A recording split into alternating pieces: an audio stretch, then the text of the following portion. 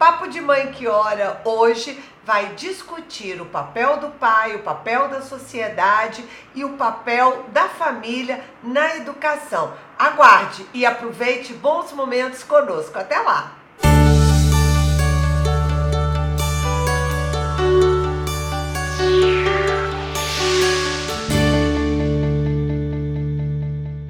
Olá, mãe! Nesse Papo de Mãe, tenho certeza que nós vamos trabalhar algumas dúvidas que vocês têm. Pelo menos eu tinha como mãe. Qual é o meu papel? Qual é o papel da escola? Não é isso? Então vamos começar pelo papel da família? Quem vai falar para nós do papel da família? Eu. Então vamos lá, Tânia. Eu vou falar porque eu tenho uma experiência grande, né? Vou repetir que eu tenho 4 filhos e quando eles eram pequenos, eu não perdi a oportunidade, né? Porque é o momento que você tem mais autoridade sobre os filhos, né? Eu me recordo que em Guarapari, em pleno verão, quando dava o horário da missa, não tinha desculpa. Gritava, vinha todos e íamos para a missa. Até os colegas deles hoje comentam, né? Que em pleno verão eles saíam. Depois, quando chegou na adolescência, eu usei outro discurso, né? Eu falava assim, não, você vai se você quiser, se você não tem nada para agradecer a Deus, fique em casa, é só uma horinha, mas fica aí numa boa. E hoje, quando adultos, eu não falo nada, né? Hoje eles têm autonomia, eles são, né, responsáveis, e eu vejo, às vezes domingo eu olho, tá todo mundo na missa, se não tá aqui porque 2 moram em São Paulo, vão lá. Então, assim, eu vejo que eu aproveitei a oportunidade quando eles eram crianças. Então, eu vejo que o papel principal de educar para a vida religiosa é dos pais. A escola complementa, mas se não tiver a base dentro de casa, a coisa não acontece, né? Ô Tânia, eu lembro de você, porque a gente viveu muito tempo juntas, né? Como você falava de Deus para os seus filhos. Você foi ministro da Eucaristia, sua mãe foi ministra da Eucaristia. Então, isso também é um exemplo de família que, de alguma forma, você ensina com as palavras, mas também você ensina com ação. Eu tenho outro exemplo. Você levou para catequese também? Levei, lógico. Mas eu tenho outro exemplo, é que a gente chegava também de uns programas de finais de semana, né? Aí meu marido falava assim, não, hoje não, né? Tá muito tarde, não sei o quê. Na hora que ele via os 4 pequenininhos, prontos para ir para a igreja, porque sempre moramos perto de uma igreja. Então íamos a pé. Aí, de repente, estava ele junto. Então, assim, os filhos foram até exemplo para o pai. Que legal, isso é importante. Mas, Mônica, você é uma educadora. A escola, como que ela pode contribuir para a educação cristã? Hoje, eu lembro, estava até conversando com a Camila, na minha época de 5º, 6º ano, a gente tinha uma disciplina chamada Estudos Sociais. E ali você entendia a religião de uma forma muito ampla. Hoje, nas escolas, essa disciplina virou algo optativo. Então, o aluno escolhe, né, aprender ou não um pouquinho sobre a religião. E ele acaba, de certa forma, se perdendo muito na escola. Então eu acabo dando muito valor à história, geografia, português, ciência, mas o ensino religioso em si, hoje nas escolas, principalmente na escola pública, é algo que fica muito como opção do aluno ter ou não. E aí você acaba vendo que o aluno acaba tendo essa construção religiosa com os seus colegas, com quem anda junto com ele. Então, muitas das vezes eu vejo jovens que acabam indo para a igreja por conta da relação que ele tem com os amigos em sala de aula, não o próprio papel da escola em si. Gente, mas eu gostaria de partilhar uma experiência legal. Eu fui educada em escola de freiras, desde o 1º ano até me formar professora, que na época a gente formava professora, né? Para a primeira formatura. Como foi importante na formação religiosa, na formação sexual. As informações que eu tinha sobre sexualidade foi através delas, porque os pais às vezes não conversavam isso com a gente. E hoje, muito do que eu tenho, porque a gente lia a palavra, a gente fazia adoração. Naquele momento na escola, talvez eu pudesse achar um dia chato, não é isso? Mas hoje, isso é fundamental para mim.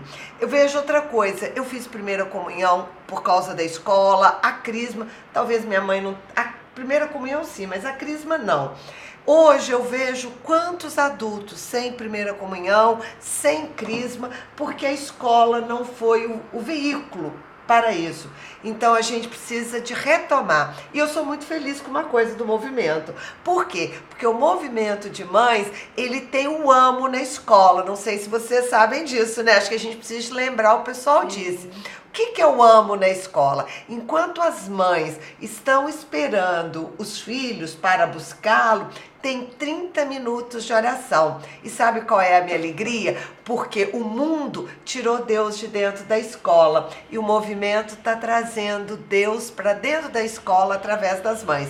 Mas isso nós estamos falando de mundo laico. Nós brasileiros, né, estamos no Estado laico. O que isso quer dizer? Quer dizer que é um Estado que ele não sofre influência da religião enquanto leis. A religião é uma coisa, o Estado é outra coisa. E isso teve até uma discussão, né, em termos de Constituição quanto a essa questão de ensino religioso nas escolas.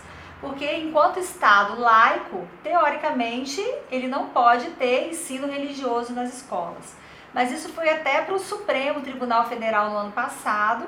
E lá, né, durante uma votação, legislou-se que essa parte de ensino religioso seria facultativo para as escolas públicas, porque nas escolas particulares isso já era facultativo, tanto que nós temos várias escolas católicas, né? Acho que todos nós conhecemos várias. Mas na rede pública, que está sob direção do Estado, isso não podia e agora é facultativo.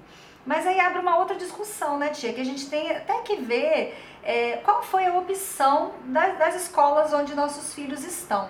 Porque uma vez facultativo, não quer dizer que a escola que vai optar pela religião, obrigatoriamente ela vai optar pelo catolicismo. Ela pode optar por qualquer religião. Então a gente tem que estar atento também para essa questão de qual é o comportamento da escola, tanto na rede pública quanto na rede particular, em relação à religiosidade.